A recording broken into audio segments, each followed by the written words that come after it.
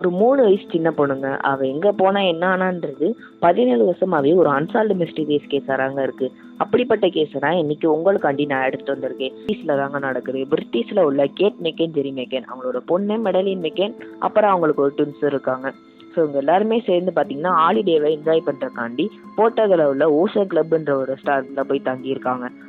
அன்னைக்கு night gate மெக்கனும் ஜெரி மெக்கனும் டின்னருக்காண்டி வெளியே போகலாம் அப்படின்னு சொல்லிட்டு அவங்களோட குழந்தைங்களுக்கு பார்த்தீங்கன்னா ஒரு சின்ன டேப்லெட் மாதிரி கொடுத்து அவங்கள தூங்க வச்சிடுறாங்க. தூங்க வச்சக்கப்புறம் கதவு எல்லாத்தையுமே நல்லா லாக் பண்ணிட்டு அவங்களும் பார்த்தீங்கன்னா வெளியே டின்னர் சாப்பிட்றக்காண்டி கிளம்பிடுறாங்க.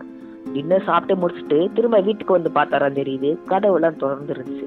உள்ளே போய் என்னன்னு பார்த்தா அவங்களோட ட்வின்ஸ் மட்டும்தான் இருக்காங்களே. ஆனால் மெடலின் மெக்கனை காணோம்.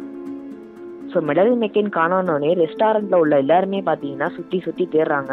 ஆனால் மெடலின் மெக்கன் கிடைக்கவே இல்லை.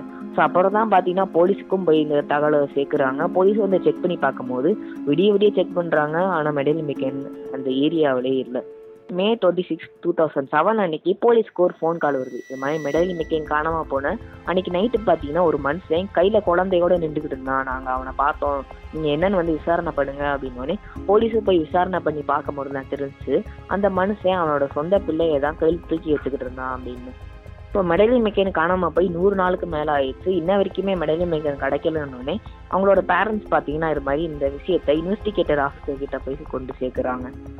ஸோ நெக்ஸ்ட் இயர் ஆயிடுச்சு. ஜனவரி 2008 அன்னைக்கு கேட் மெக்கனும் ஜெரி மெக்கனும் ஒரு ஆளோட ஸ்கெட்ச் டிராயிங்கை ரிலீஸ் பண்ணுறாங்க.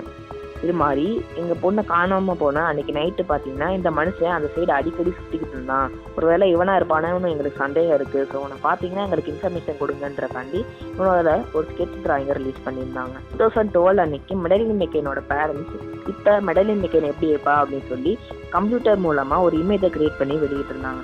ஏன்னா அவள் உயிரோட இருந்தானா அவளை யாராவது பார்த்து இது மாதிரி இன்ஃபர்மேஷன் கொடுப்பாங்களா, அதுக்காண்டி அப்பப்போ இது மாதிரி இமேஜ் எல்லாம் கிரியேட் பண்ணி அப்பப்போ அவங்களும் வெளியிடுவாங்க. ஸோ ஜூன் 2020 அன்னைக்கு இன்வெஸ்டிகேட்டர் ஆஃபீஸர் பார்த்தீங்கன்னா ஒரு மிகப்பெரிய சஸ்பெக்டை ரிலீவ் பண்ணுறாரு. ஸோ அந்த சஸ்பெக்ட் பேர் என்னன்னா கிறிஸ்டினியர் பங்கர். இவருக்கு பார்த்தீங்கன்னா 43 வயசாகுது. பார்த்தீங்கன்னா ஒரு ஜெர்மன் பிரிசனர். இவரோட ஹிஸ்ட்ரி எடுத்து பார்த்தீங்கனாலே rapist, child labour, child abuser, திருடன் அப்படின்னு பல லிஸ்ட் பார்த்தீங்கன்னா இவருக்கு பின்னாடி இருக்கு. ஸோ இவர் தான் அந்த சஸ்பெக்ட்னு சொல்லி சொன்னாலுமே கூட இவர் உங்ககிட்ட ஒரு ப்ராப்பரான எவிடன்ஸும் இல்லை. ஸோ ஏன் இவங்க தான் சஸ்பெக்ட் அப்படின்னு சொன்னாங்கன்னா மெடலின் மெக்கன் காணாமல் போன அன்னைக்கு நைட்டு 1 மணி நேரத்துக்கு முன்னாடி பார்த்தீங்கன்னா இவர் அங்கே இருந்த மாதிரி அந்த ஃபோன் லொக்கேஷனில் காமிச்சிருந்துச்சு.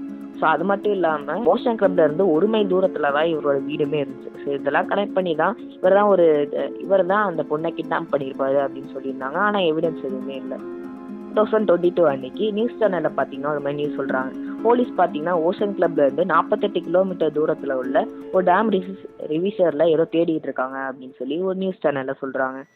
ஸோ என்ன தேடிக்கிட்டு இருக்காங்கன்னா மெடலின் மெக்கனோட பாடியை தான்.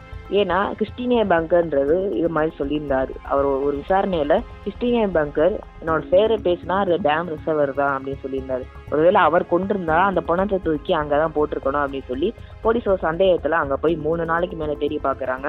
ஆனால் அங்கே எந்த வித பாடியுமே கிடைக்கல.